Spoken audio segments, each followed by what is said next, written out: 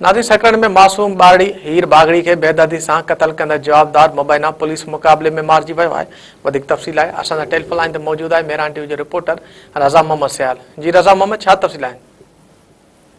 जी बिल्कुल ही 4 ॾींहं अॻु क़त्ल थियल मासूम न्याणी 7 साला हीर बागड़ी जो कातिल पंहिंजो ई माइट ओम प्रकाश बागड़ी निकितो, जेको मुक़ाबले में मारिजी वियो आहे। एसएचओ सकरंड अली अकबर चन्ना ॿुधायो त 4 ॾींहं अॻु सकरंड जे स्टेशन कॉलोनी तां गुम थी वियल हीर बागड़ी जो ॿिए ॾींहं ते असगर कॉलोनी 2 मां लाश हटायो हो। पुलिस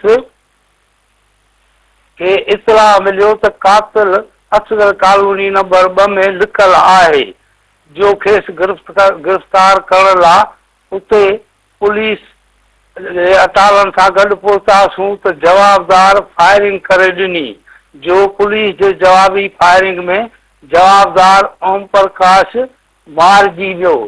हिन वटां न्याणी खे पातल सोनियूं वालियूं कननि में जेके हुयूं उहे पिणु मिलियूं आहिनि। एसएचओ वधीक ॿुधायो त जंहिं ॾींहुं छोकिरी दुकान तां शइ वठण वई हुई ऐं उन्हीअ में पिणु हिन सां गॾु सीसी फुटेज में इहो ई जवाबदार नज़र अची रहियो आहे।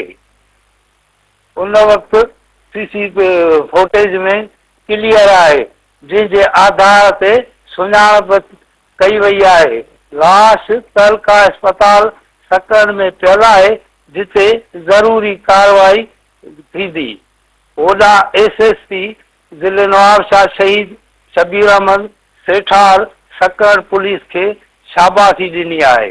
जी रज़ा मोहम्मद, तव्हांजी महिरबानी।